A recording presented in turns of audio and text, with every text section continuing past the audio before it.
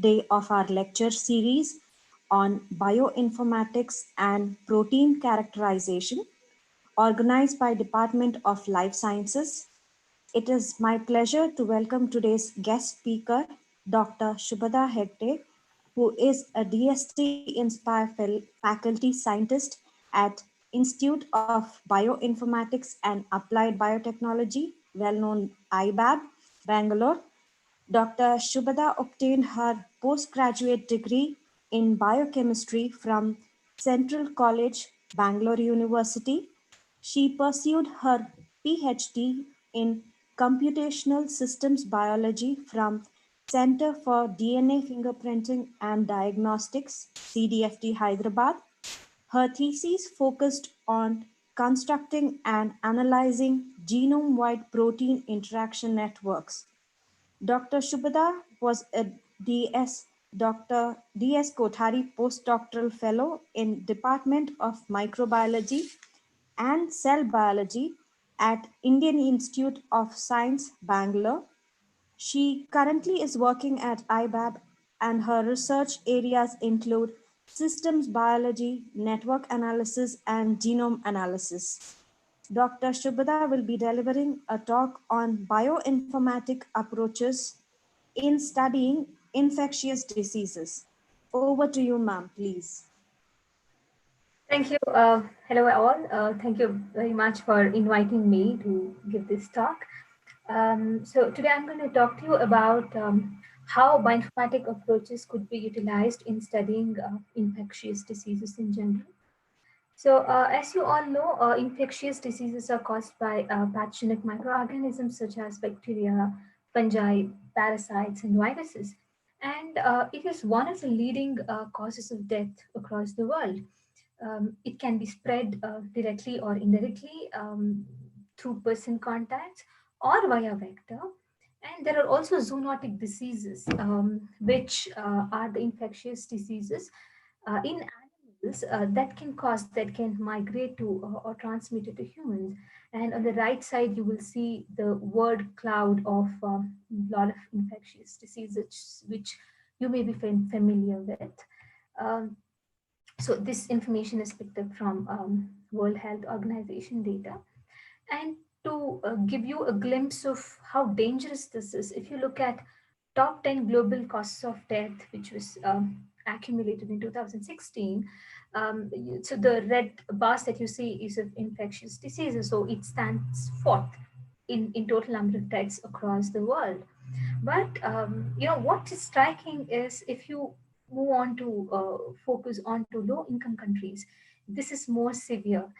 A lot of deaths are due to many more infectious diseases. So, which sort of suggests that we need to focus. We need to give a lot of attention to infectious diseases, to research, to find vaccines, and so on and so forth. So, why do we study infectious diseases at all?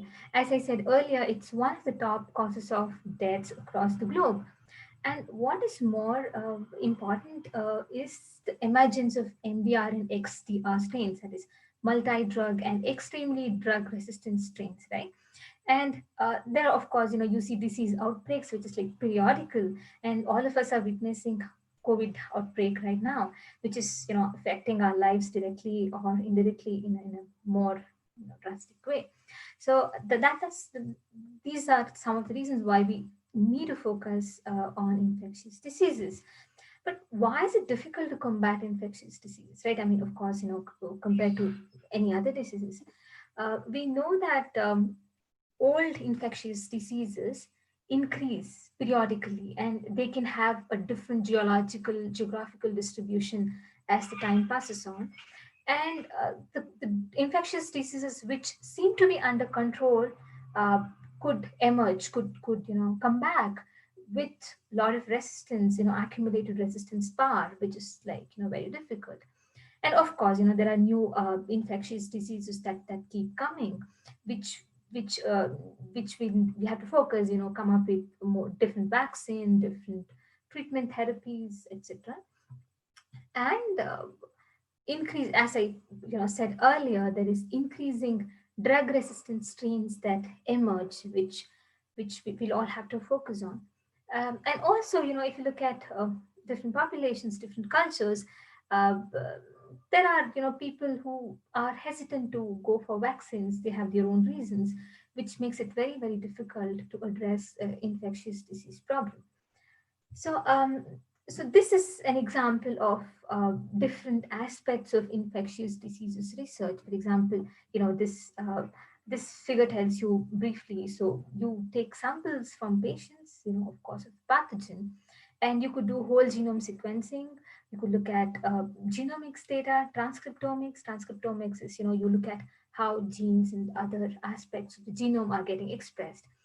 Then, of course, you look at different signatures in this transcriptome or any other ome that that the sort of data that you derive. And you look at, along with pathogen, you also could look at host transcriptional responses. So, and then what you do is you can look at, phylogeny, how it is evolved, transcription dynamics across the globe, outbreak scenario, how we can control, etc.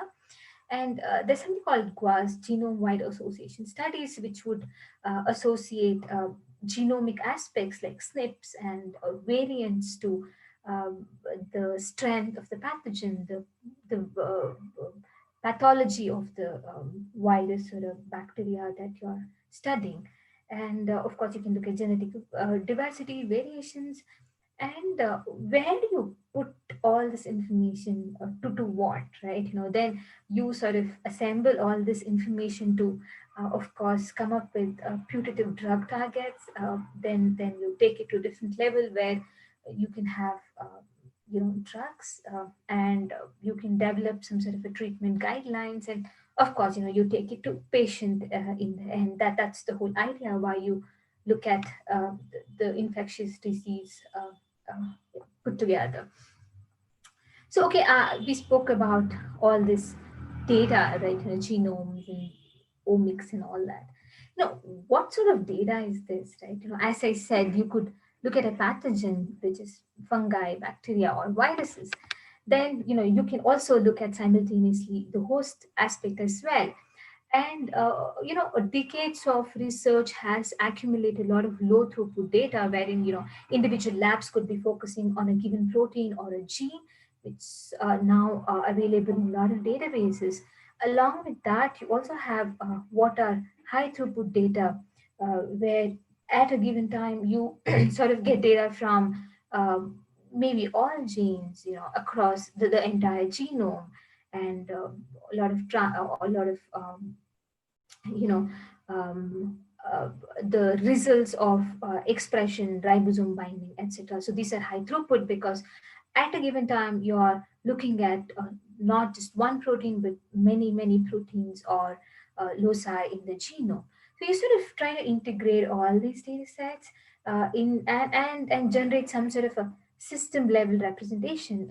I'm going to talk about them later, but what I mean by that is you bring in low throughput data, high throughput data, everything together, and sort of give a organism level or a system level map. It could be in terms of networks, it could be in terms of sequences put together, variants called together, or it could be some sort of a pathway map where you're trying to bring together a lot of pathways and try to address host or pathogen responses to each other. And why do we do that? So this could enhance our knowledge in general. It could help us bring in vaccines and so on and so forth. So these are the different types of data that you can think of in infectious diseases. I'm not getting to experimental side at all. I'm just trying to guide you through what sort of data you could have when you start looking at infection biology or infectious diseases. And so how, okay, we learned, we have a lot of data. We could have a lot of data, especially now because of the advancement of genome sequences and a lot of computational aspects. So how do you handle this data? And as you might be aware, one of the streams that sort of helps us assemble all this data is bioinformatics.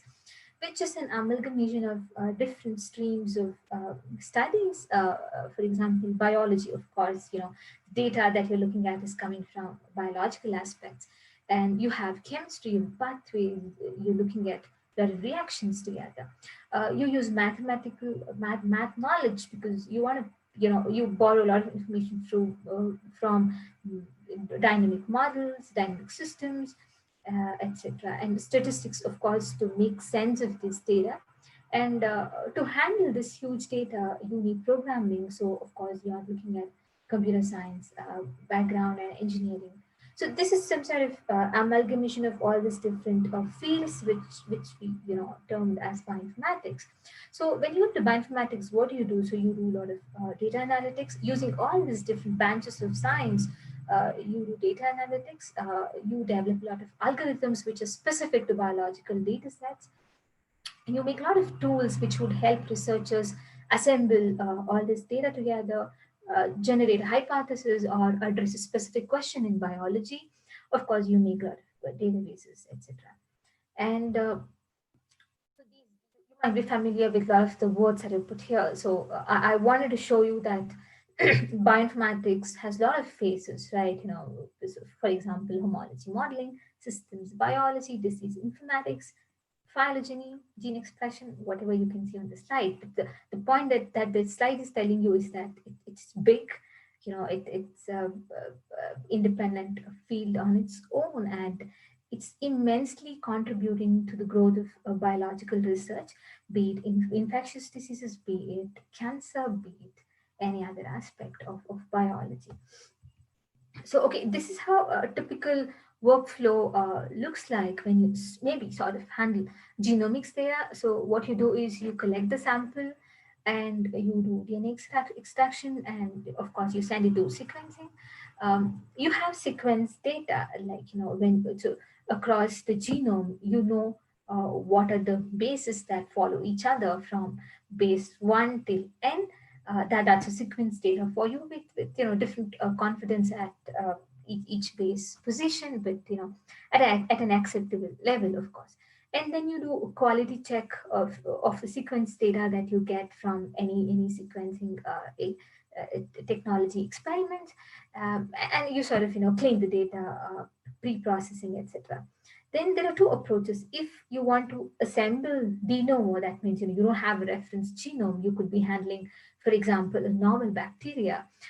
You go for a reference independent assembly, right? You sort of take context and start matching, and there are different algorithms that would help you do this.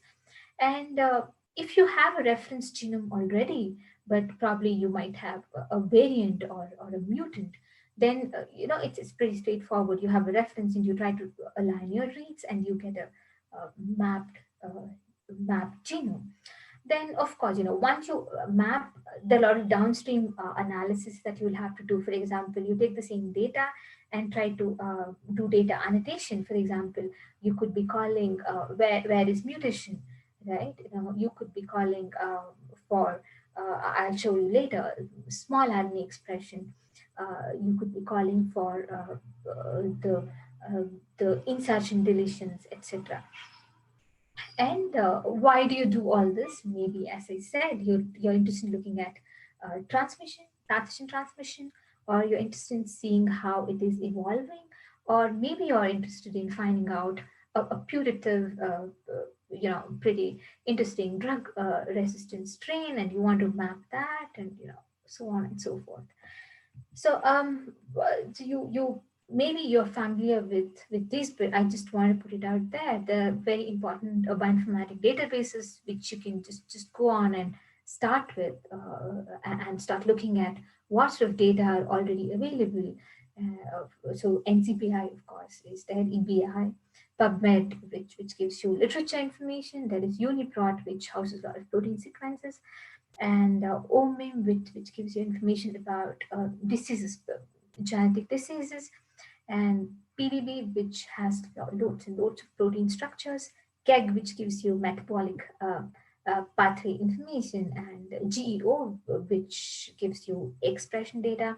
And now for all these high throughput sequence data, you have a database called SRA, which is of course NCBI branch of. This just a tip of the iceberg. There are loads of databases and tools which would sort of assist you, guide you through. So if you have a decent hypothesis and if you have a relevant data, you can sort of relevant experiments done. You can go back to these databases, borrow information, integrate multiple information, and then try to see how you can address your hypothesis. So all this while what I said was introduction to biology, bioinformatics, and what sort of data that you can see in biology, which needs assistance of bioinformatics field, what are databases, etc. Now I am shifting to the research work that's done in my lab. I work on tuberculosis, specifically the bacteria that causes tuberculosis called Mycobacterium tuberculosis. Why TB? Because it's an important disease which sort of needs our attention, which claims about 2 million people across the globe per year. And the best the worst part, not the best part, worst part is that if your immune system is weak, you sort of tend to develop TB. In a lot of people, TB is latent in the sense that your immune system is strong enough to combat, to keep it in check. But the minute you lose your immunity, you develop TB. So it has a long therapy which seeks patient compliance. It's very difficult to attain, and the challenging part these days is there are a lot of MDR and XDR strains that are emerging which do not respond to any drugs that are available. Uh, so, of course, people have different approaches to look at tuberculosis. Our approach is based on systems biological side. So, as I said, we look at Mycobacterium tuberculosis and the pathogen that causes TB. And we look at networks in the sense of how proteins of Mycobacterium, which I abbreviate as MTB, interact with each other.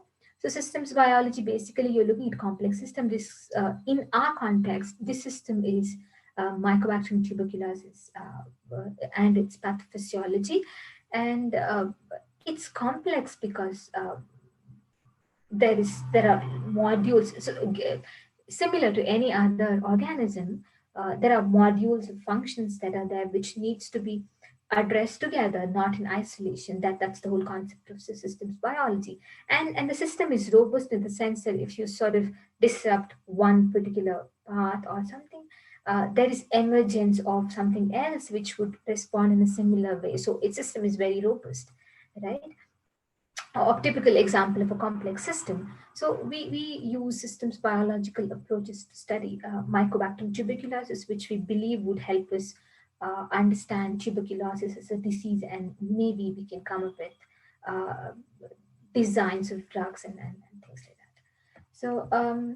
So what we do, so I said network. So what I mean by that is we sort of put together different components of Mycobacterium tuberculosis, be it proteins or small RNAs and things like that.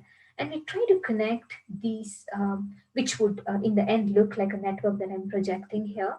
And these are graph theoretical aspects that we want to sort of implement, and we've been implementing them. What it means is that you have the black ones that you see here, right? These are nodes. They could be representing proteins or small RNAs, etc. And the edge between them tells you that there is some sort of functional association between them. Maybe they could be, binding physically, like in a big protein complex, or they may be doing similar function, right? So edge tells you that there is a association, some sort of an association between nodes. Okay, this concept maybe will help you understand what I'm going to talk later better. So graphs could be undirected, like in protein-protein interactions, where you have no directionality. A interacting B and B interacting A means the same. So these undirected networks graphs that we call. And when you have information flow, for example, in places like gene regulation or phosphorylation or signaling events, direction is very important. In those cases, we put the arrow saying that there is a source node and a target node. And we often look at degree, like, we pick a node and see how well it is connected. And Degree is different in an undirected network and a directed network. In the directed network, it'll have two degrees, that is in degree and out degree. So these are all graph theoretical concepts which are used, popularly used in biology. So what we also look at is shortest path. So I pick two nodes which are not the neighbors, but they are probably placed distantly in the network, and I try to look at how many steps I need to take from a source node to target node, so that how fast I can reach, which sort of correlates with how important the node is. Just an interesting fact: if you look at all these real world networks, there are very few nodes which have high degree, and a lot of nodes which have less degree, which the property popularly known as the scale freeness of the network. So, of course, when you have bigger networks, a lot of nodes, a lot of, all these dots that you saw in the earlier slide. But you're not interested in all of them because that's too much to handle, right? You always want to focus on some nodes which could be more informative. So, how do you pin down to them? So we use what are called graph centrality measures, uh, such as degree closeness and betweenness. These are different aspects of uh, network measures that would give us within a network the important nodes, interesting nodes for us to shortlist and take forward. I'm not getting into the details of this, but you are interested in graph theory, you probably should look up on this. So why do we look at networks at all?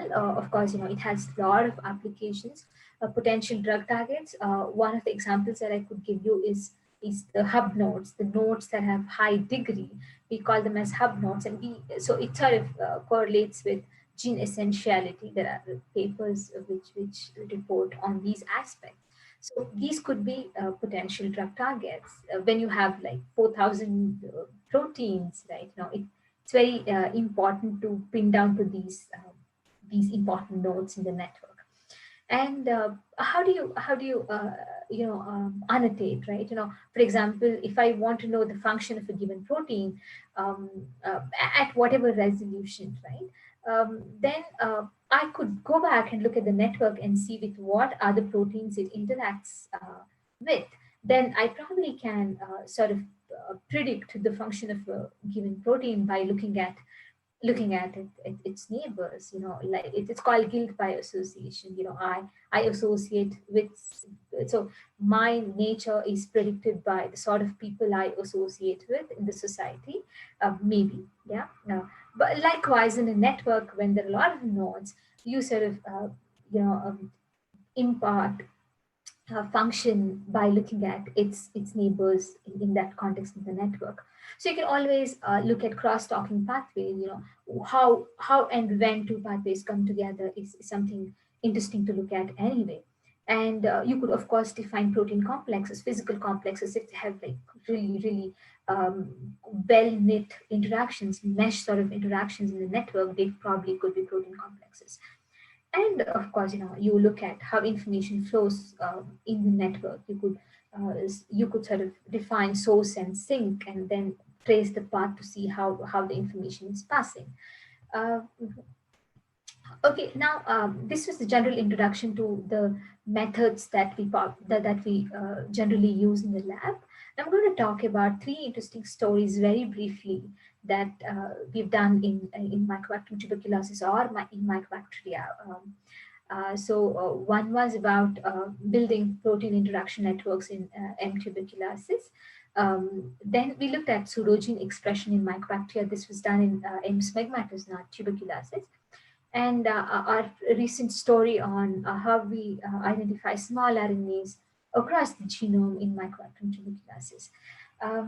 Coming to the first story, this was the work that was carried out in Dr. Mandey's lab in CDFT Hyderabad, where we were predicting protein interactions in Mycobacterium tuberculosis. So I was talking to you about tuberculosis as a disease, but if you look at the disease-causing bacteria, Mycobacterium tuberculosis, this was sequenced in 1998 and it was re-annotated in 2002.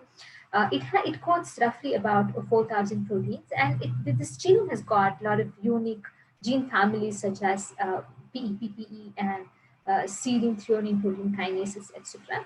So there are 4,000 proteins. The objective here was to build a protein interaction network image that I was showing earlier. Like, how do you place connections across all these 4,000 proteins with the objective? So we took a machine learning approach for this. So I'll tell you very briefly how it works. So we have a set of positive interactions where we know that these two proteins for sure interact with each other. We also have a set of negative interactions where we know that these two proteins do not interact with each other. So then what we do is we take these two sets and bring in a lot of information for the properties of these two proteins. For example, phylogenetic profile, gene distance, expression correlations, operon frequency, etc. I'm going to talk to you about that in a little while.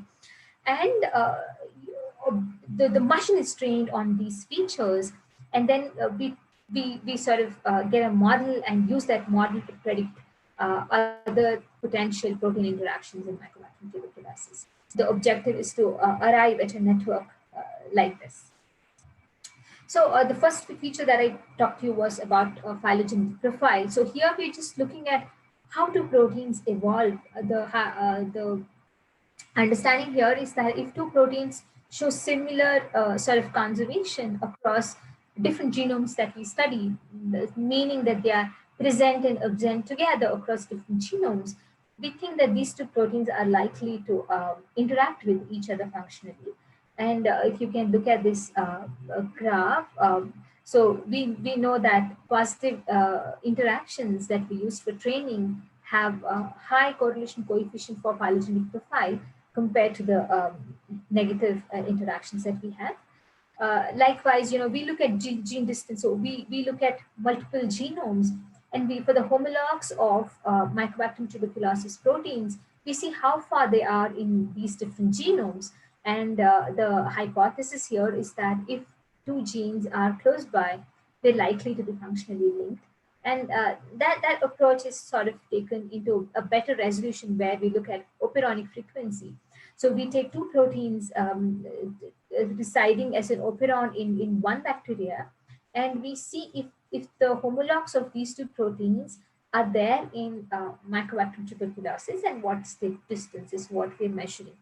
So then coming back to gene correlations, which served as another feature for us for training, we take lots of expression conditions and we calculate what are called Pearson correlation coefficients for expression values.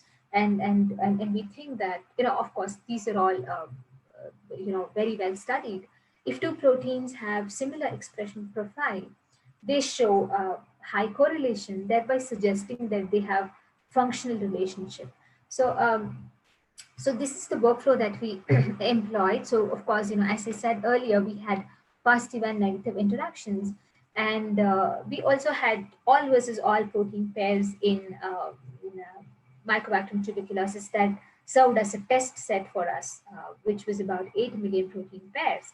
And for these test set as well as the train set, this positive and negative data sets are training set for us. For these, we calculated all these four features that I spoke earlier. Then we derive, so we used support vector machine for this. Then we train the machine to get a model file.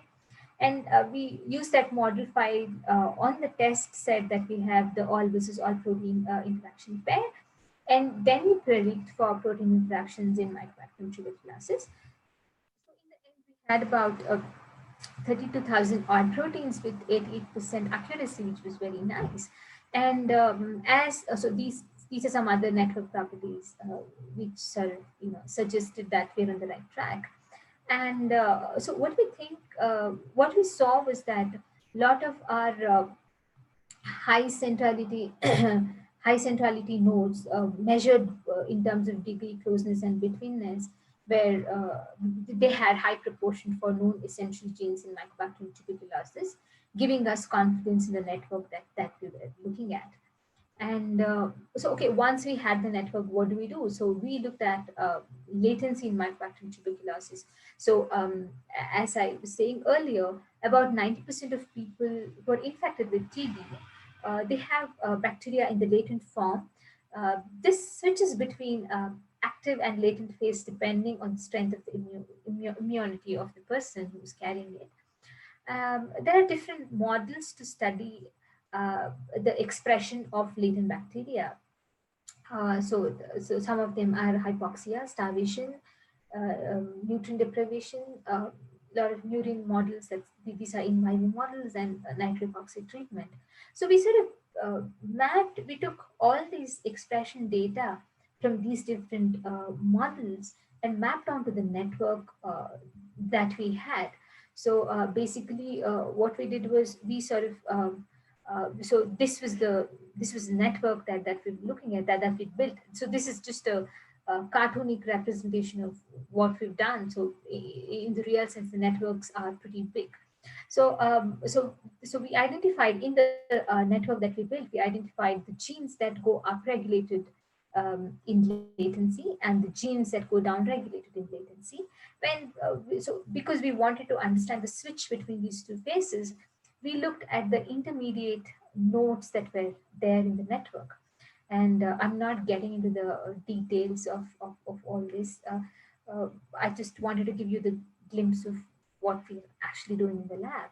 So one example that I could tell you here is about RV0081, which we predicted that it's an important modulator of latency. It's a transcription factor.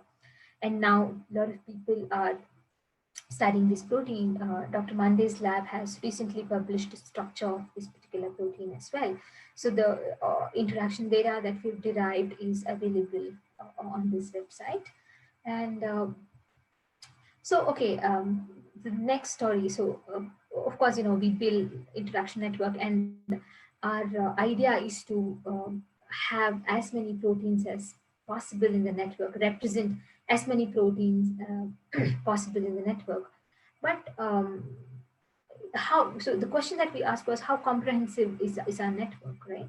In the genome, if you look at bacterial genome, a lot of genes are annotated as pseudogenes, right? That So the number is really high for lepre, but it's in like hundreds in SMEG and Mycobacterium tuberculosis. So we asked, are these really pseudogenes, and is there any way we can bring them back to the uh, network?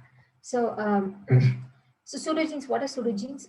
These have ICDS, interrupted coding sequences, in terms of either indels or in-frame stop codons. So, what we did was we took MS Magmatis data, both ribosome profiling and gene expression data coming from RNA-seq, and we focused on these 167 annotated pseudogenes in MSMEG. And we saw, okay, do we see any signal at all in these pseudogenes? The expectation is that, you should not see, they should not be transcribed, they should not be translated. But to our surprise, we see a lot of, about 28 pseudogenes which show which show good expression as well as ribosome binding, which was really interesting. And so then we've gone back and saw that um, not just in exponential conditions. So this exercise was done in the exponential growth phase. But if you move on to other growth conditions, we see their expression in many other conditions as well. The y-axis here tells you the number of growth conditions that we looked at, and in how many conditions we see these expression signals. And if we look at their conservation, they seem to be pretty well conserved across different mycobacteria. So we thought that they might be really important. So then, we went back to the genome browser. And so what is happening to these regions, right? So pseudogenes showing expression in significant ribosome binding was very interesting. So what we identify is that there are a lot of overcalls and undercalls for bases in these regions, meaning that these are sequencing errors. They're not, may not be really pseudogenes. So this is one example.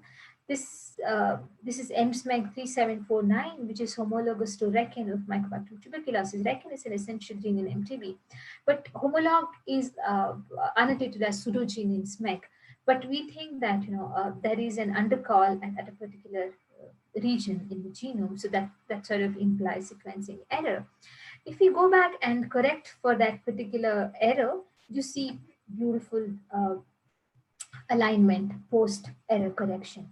So I have another example, that's homologous protein of man B, that's MSMEG 1828. And here also there is an undercall for a base.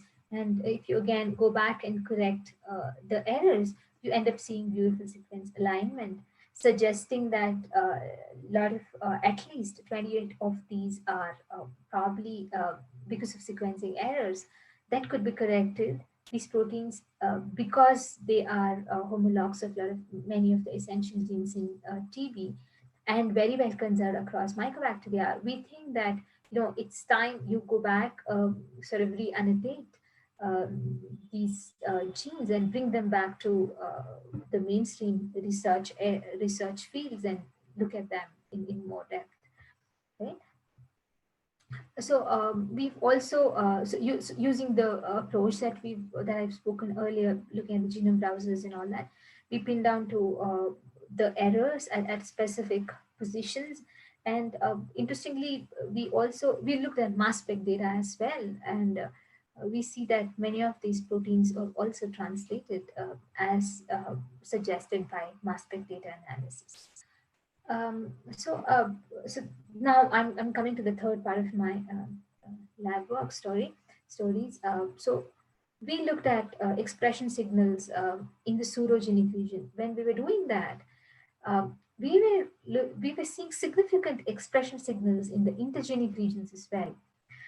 So intergenic region is the genomic region between two protein coding known protein coding regions.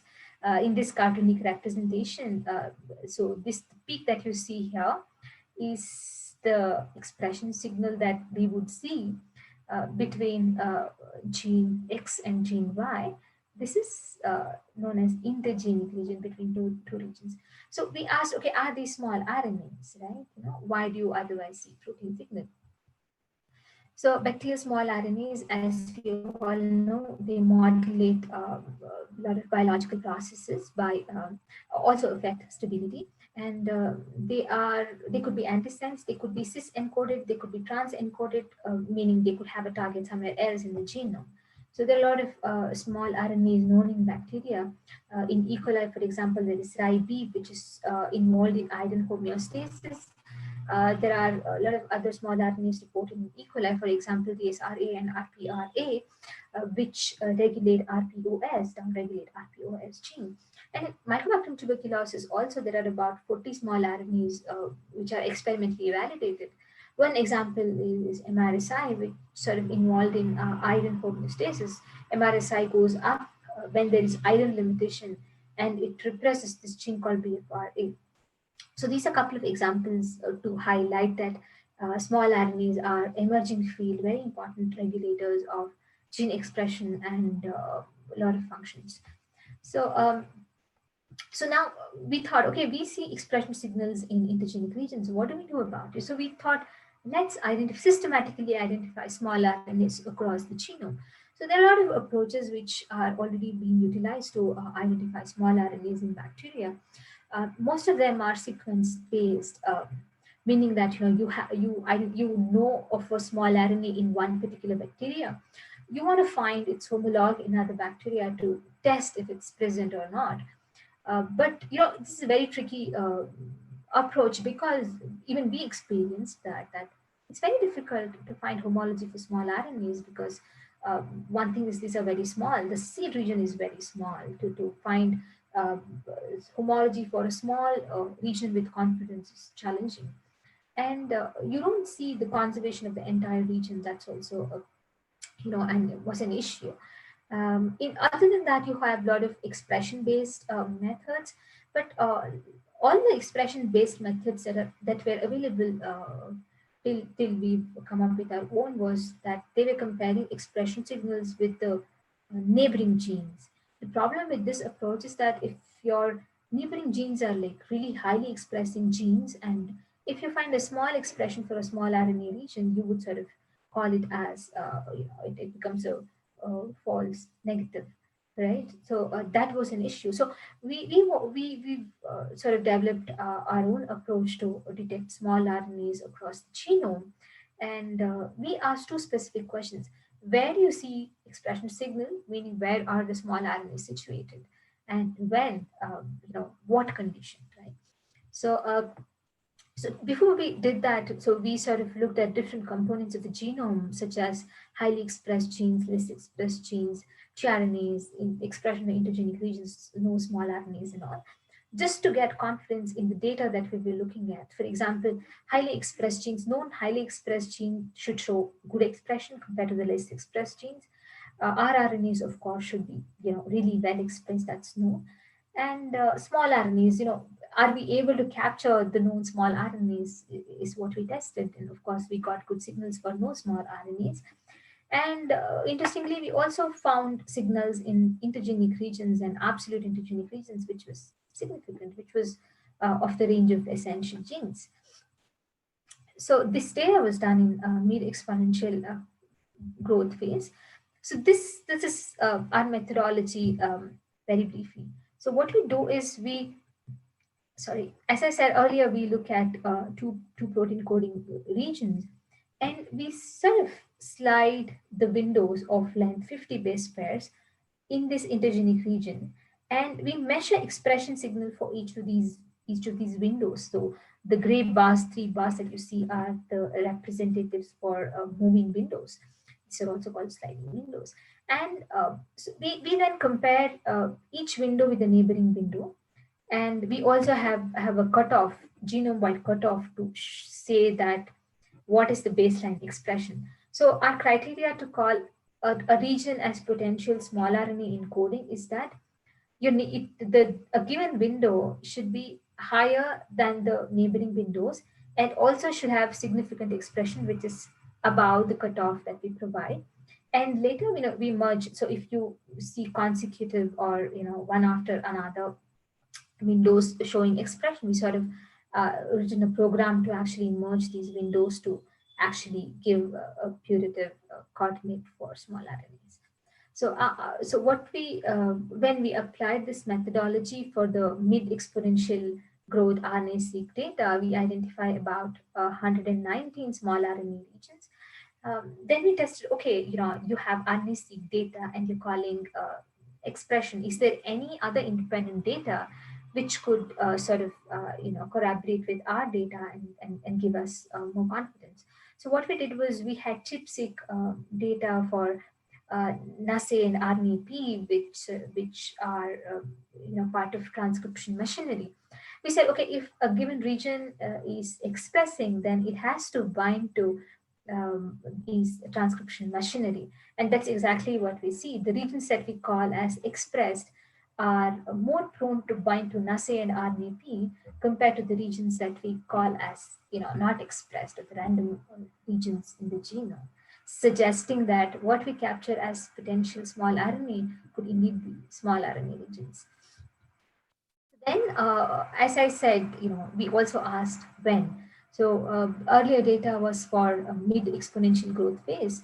Now we expanded our study, and we integrated data from about 15 different growth conditions. And we looked at, so this is the M. tuberculosis genome, and each inner circle represents a given growth condition.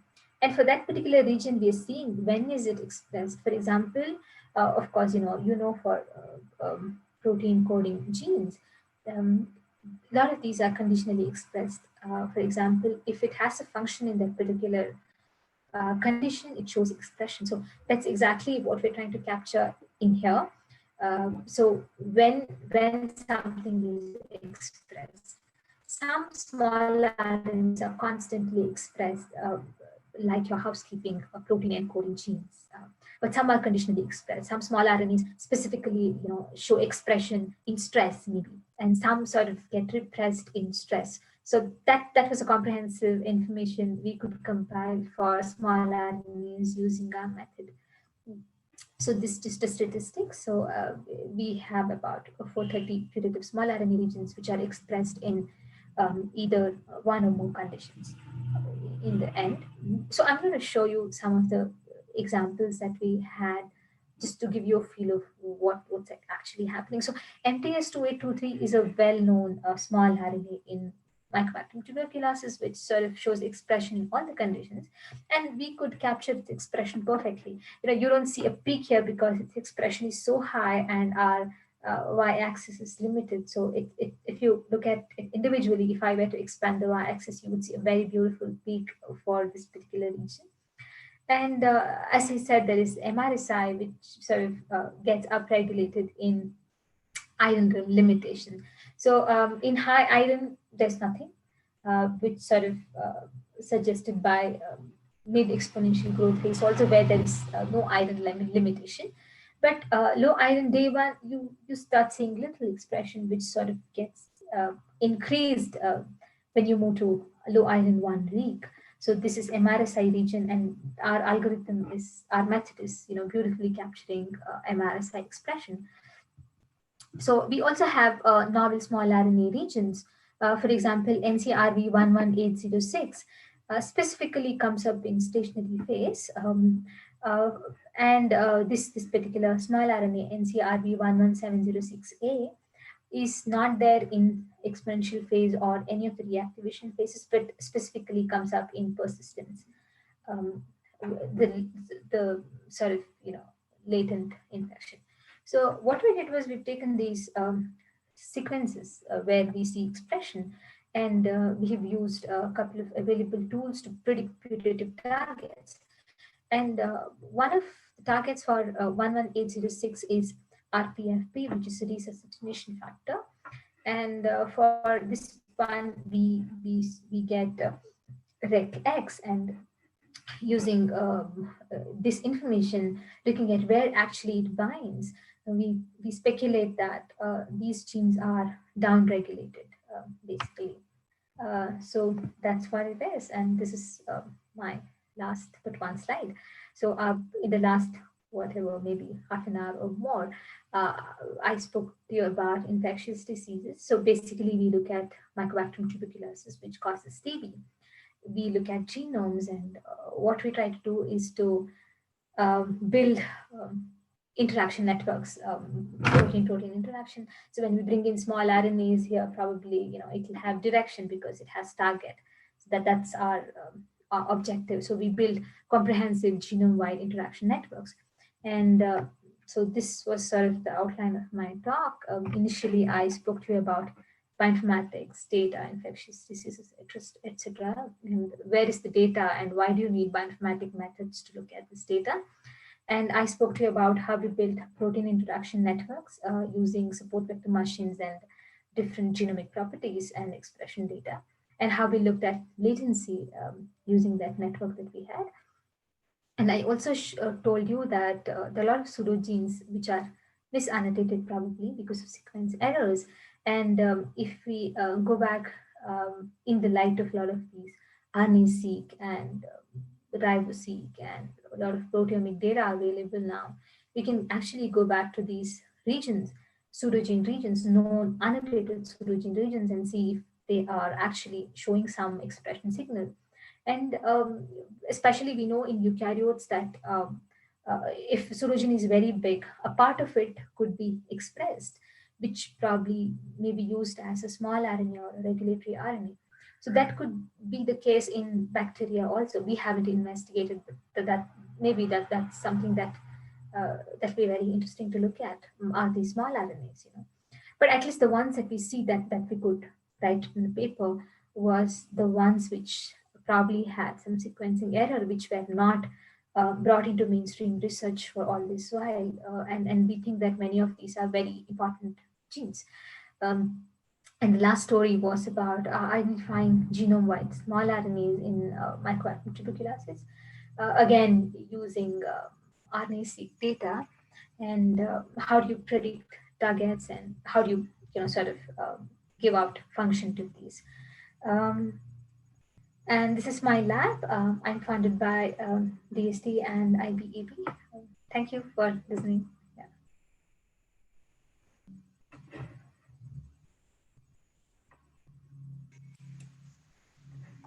Thank you so much, Mom. The talk was really interesting and very enlightening for us. Thank you. Thank you very much. Yes, the chat box is now open. So if you have any questions, you can post it there. Ma'am will be answering it. Also, I would like to make an announcement that the link for the quiz and the feedback will be posted in the chat box. Actually, it is posted now. So only the registered participants who score more than 60% in the quiz will be receiving the e-certificate, and only 100 participants are allowed in the quiz for a day. So if you aren't allowed that day, please try it after 24 hours, and the quiz link will be open till Sunday. So you need not worry for that. But please make sure that you are registered and you pass the quiz. Uh, if you have any queries or questions regarding the topic that ma'am has delivered now, please ask it. I think you have a question, ma'am. How well COVID-19 can be studied using bioinformatics is Dr. Oh, Raj. there are. So I don't work on COVID-19, but there are very, very interesting papers already, that like loads of papers which talk about the emergence of COVID, potential emergence of COVID, a lot of sequencing data. That's even India, a lot of labs in India are also involved in looking at genome sequences of COVID-19 from India. And of course, how well the protein, the spike protein, interacts with the ACE2 receptors and potential binding sites, etc. And from all these angles, there are very, very nice papers. Yeah. Any other questions?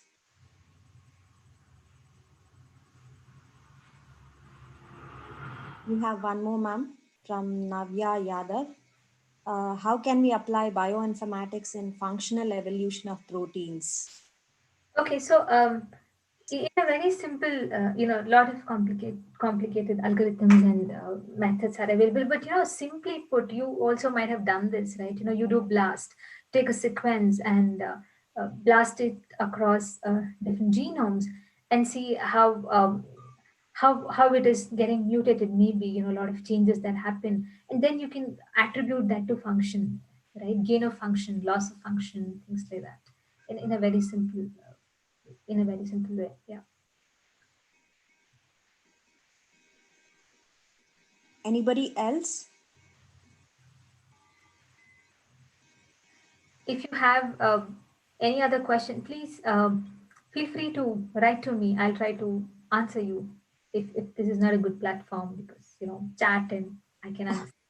It's not Uh, like a live session. Yeah. yeah, you can share your email ID or anything, ma'am. Yes, they are requesting for your email ID. Yeah. So Can I type here? Is it okay if I sure, type sure, here? ma'am. You can use the chat Okay. box if you want, or you Right. can. Right. I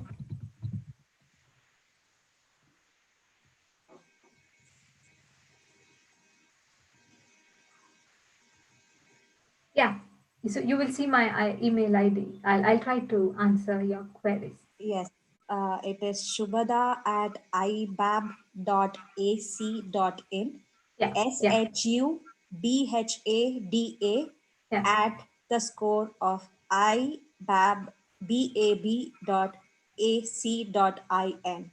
So Yeah. if no, anybody who is not referring to the chat box can please write it down.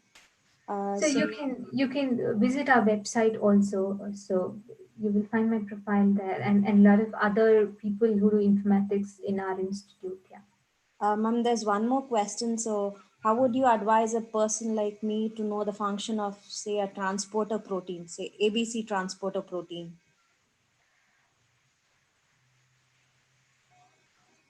So what you can do is you can take the sequence of this particular protein, and very simple. You don't need any fancy programming or tools. You can just take this sequence and do BLAST, NCBI BLAST. That's a basic local alignment search tool, right? BLAST. So it is very simple. If you have done it already, there are a lot of tutorials which would take you through this, and you see if you find good homology for this particular sequence in any other organism. And the results also tell you if the homologs are annotated, right? And if the structures are available. So in that way, you can sort of annotate, you can translate the function to this particular transporter that you're looking at. Anybody else who is having any doubts regarding anything that ma'am has taken?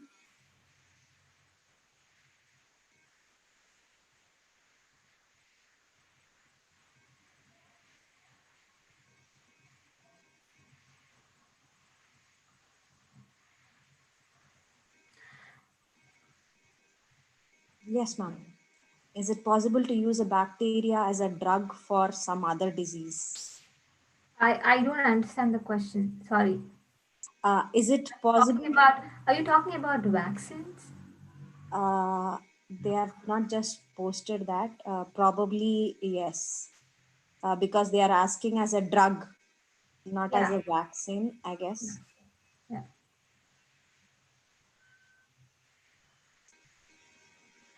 So, bacterial secondary metabolites are, of course, they are, they could be potential drug candidates, right? I mean, penicillin, etc. You have are bacterial secondary metabolites, but bacteria as such as genome, like BCG vaccines, so they can serve as vaccines. So, I don't understand the question. Maybe these two things that I can think of very vaguely.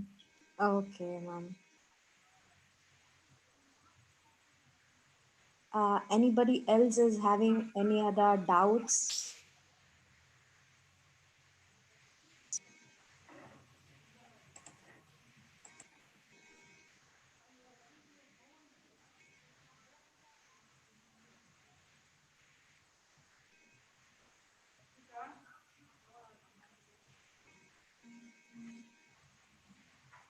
I think that is it, ma'am. I think yes, everybody are appreciating your Thank you talk very a much. lot of them.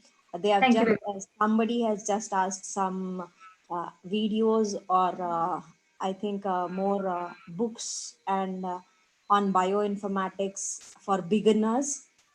So maybe they can contact you through much. mail or anything so that there is Yeah. one more question who has asked how would one understand about the nodes that you were explaining in interactions between two proteins?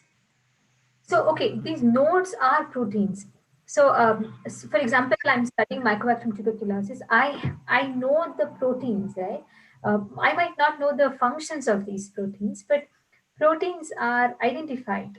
Maybe not perfectly. That's a research that we're doing. But you know the protein sequences. You know the start and stop.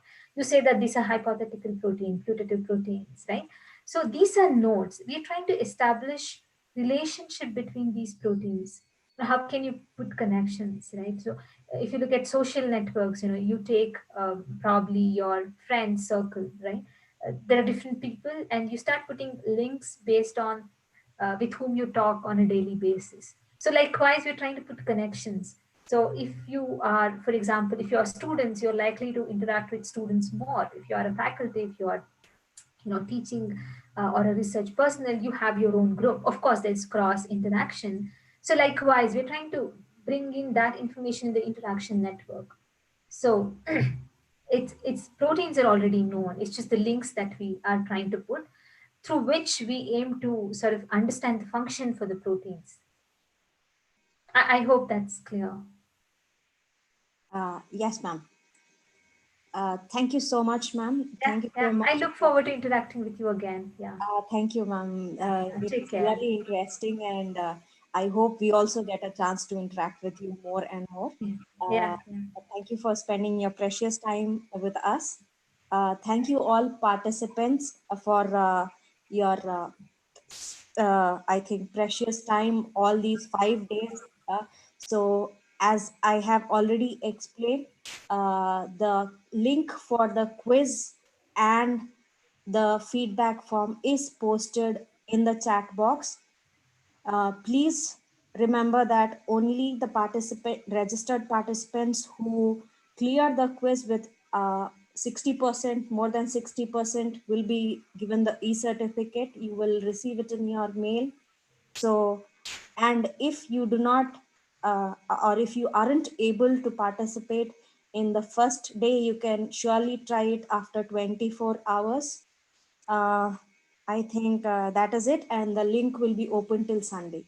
Thank you, everybody. Thank you, one and all who have joined us. Thank you, madam, once again. Take care. Sir, I think you can end it, sir.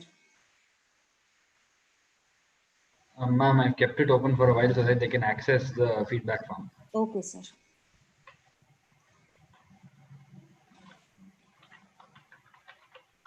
So we have more webinars that are coming up.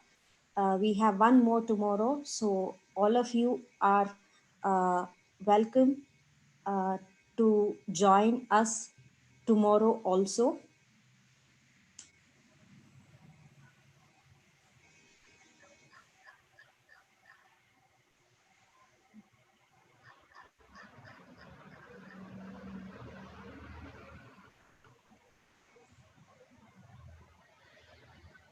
I'll leave it open for about 5 more minutes, after which I'll be closing the meeting Okay, sir. so that they can access the feedback form as well as the quiz link. Okay, sir. Thank you.